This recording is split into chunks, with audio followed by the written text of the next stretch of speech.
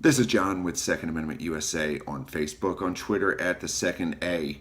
Thanks for watching. I wanted to make this video to thank so many people for taking the stand against these staged protests in our nation's capital and cities around the country. My news feed on Facebook and on Twitter have been full of stories and comments and videos and posts of people calling out the hypocrisy of these people. Standing up to these people, risking ridicule and mockery, and risking injured friendships. To be honest, there's a lot of people who get upset because you take an opposite view of them, even if you're friends.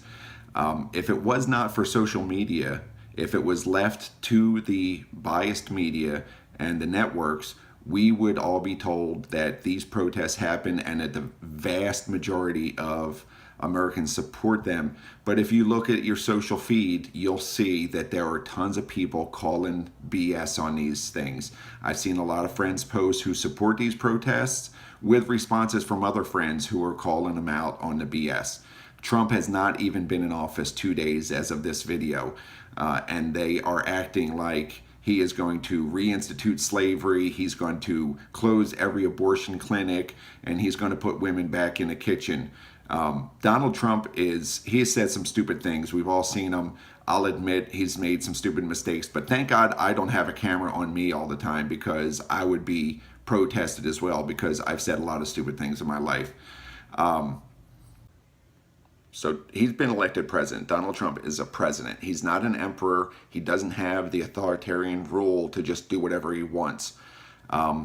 He strongly supports women. If you just look at his businesses, he has so many women in charge of so many different projects who are successful, and he's proud of that fact. So back off with this whole feminism thing. Yes, he did some stupid stuff, but the right, and when I say right, I am talking about conservatives and Trump supporters and Republicans and people who are just against this liberal ideology that has been taking over our country as of late. We have tolerated you people since Hillary's loss in November. At first we laughed when you called for a recount, and it turns out that the errors were accidentally in favor of Democrats in most of the major cities in the states that were recounted. We listened to you blame the FBI. We listened to you blame Russia for, again, hacking, even though no votes were ever changed by hacking. And even though you accuse Russia of hacking, how can you explain the fact that you won the popular vote by 3 million? It doesn't sound like anything was hacked. It sounds like you got the majority of votes in inner cities where there's a ton of people who are dependent on the government and therefore want to keep the Democrats in power.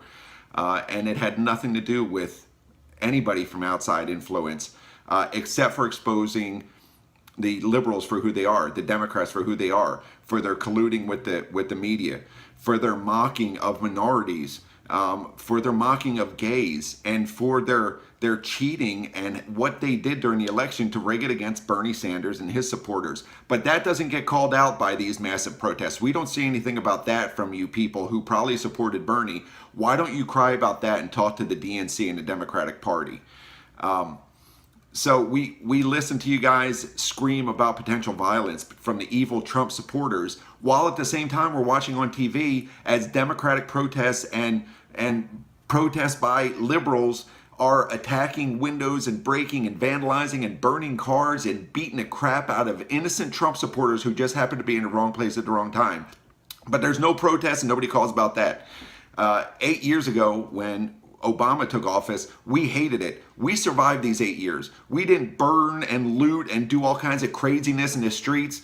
If there was one little incident, the media tried to make it look like that, but it was usually just peaceful protests. We gotta stop this accusation of inferring your actions onto the right and the Republicans. It is the Democratic Party that is violent. It is the Democratic Party and liberals who cheat and rig things in their favor, who collude with the media, and who work against people to steal votes or to vote illegally. I'm going to sum it up by saying this. We are tired of this well-organized, advertised and paid for non-grassroots posturing by the leftists. We know it's being paid for. It's not people coming together like the Tea Party. It's being funded, it's being advertised on places like Craigslist, and we're just not going to take it lying down anymore. Political correctness is about done. It's dying, it's on its last leg, and we as Republicans and conservatives and Trump supporters and just generally common sense filled people are tired of it, and we're going to drive a stake through the heart of political correctness. This is John with Second Amendment USA on Facebook, on Twitter at the Second A. Thanks for watching. Please share.